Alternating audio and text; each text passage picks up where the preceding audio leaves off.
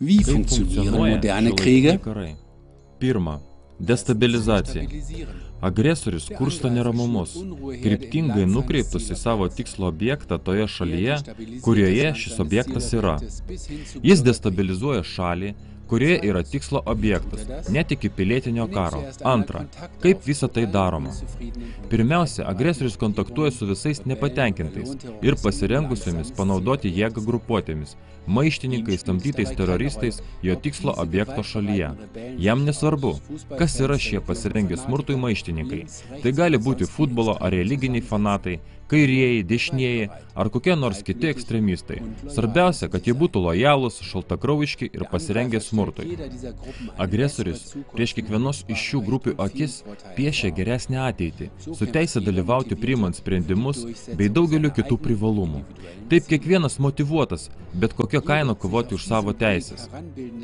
Kiekviena tokiu būdu suformuota teroristinė grupuotė kuriam laikui priima ir visiškai kitokias grupuotės. Suvienyta smogimoji jėga šioms grupuotėms tik privalumas. Šūkis sinergija, suvienyta energija. Aukščiau visko, kartu smūgiuoti, atskirai žygiuoti. Tokiu būdu agresorius apmoko margas įvairias teroristinės grupuotės. Net jei viena ekstremistų grupuotė nepageidauja prisijungti prie kitaip mąstančių, agresoriui tai visiškai nesvarbu. Jis išnaudoja juos kitam ypatingam tikslui, pavyzdžiui, kaip teroristus, mirtininkus. Trečia, apginklavimas ir finansavimas. Iš savo ar svetimos šalies samdytinių, iš anksčiau surinktų maištautojų grupių, agresorius ruošia teroristinės grupės. Pagal galimybės jis tai daro ne savo tikslo šalyje. Tam tikslui rengiamos slaptos treniruočių stovyklos, išsidėsčiusios kaip galima arčiau tikslo. Jei tai nepavyksta, jis pristato savo žmonės iš visur lėktuvais. Agresorius aprūpina maištininkus ginklais ir šaudmenimis, neribotais kiekiais. Jis apmoka jų karinius veiksmus. Ketvirta, puolimas. Dabar užsienio agresorius kryptingai realizuoja savo karinį planą praktiškai. Priklausomai nuo strategijos, jis kryptingai atakuoja eilinius piliečius bei įstaigas. Agresoriaus tikslas – maksimalus tautų dėmesio pritraukimas ir pagalbos iš išorės šauksmas.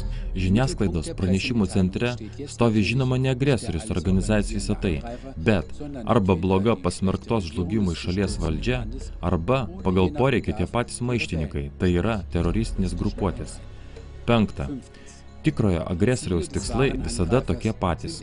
Kuo didesnis tikslo šalies susilpninimas iš vidaus, kryptingi kaltinimai tikslo objekto šaliai, visiška painiava ir tautų bejėgiškumas. Vis daugiau supratimo, kad būtina karinė pagalba iš išorės. Tikslo šalies valdžios nuvertimas. Naujos valdžios paskirimas iš taip vadinamų dorų kabutėse maištininkų rato. Kariuomenės atitraukimas su tikslu palikti šalį pačiai savo taip, kad ji pakliūtų į visišką chaosą. Pakartotinis radikalus įsikišimas, norint patraukti visus anksčiau panaudotus veikėjus, kurie dabar bus žinomi tik kaip teroristai. Šalies arba jos resursų užėmimas. Nuostolių kompensavimas savo nuožiūra. Šešta. Savęs paskelbimas gelbėtojo. Septinta.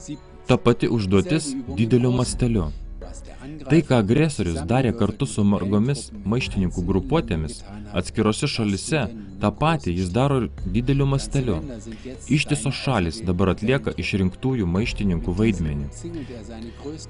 Su jų pagalba jis apsupa patį didžiausią savo priešą, kurio vienas niekada nenugalėtų.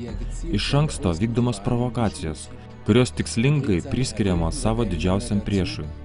Savo išrinktas šalis maištininkės agresorius priveda prie to, kad jos išeitų prie šio didžiausią priešą su savo pačių ginklais ir kariuomenė. Ir tada, kai šalis išeikvos savo paskutinius šovinius, praras savo geriausius žmonės ir gulės griuvėsiuose, pasirodys tikrasis žmonijos priešas, tikrasis agresorius ir karo kurstytojas, kad dabar nugalėtų visus. Aštunta. Kas šie didieji pralaimėtojai? Visi, kas patikėjo melu, tie,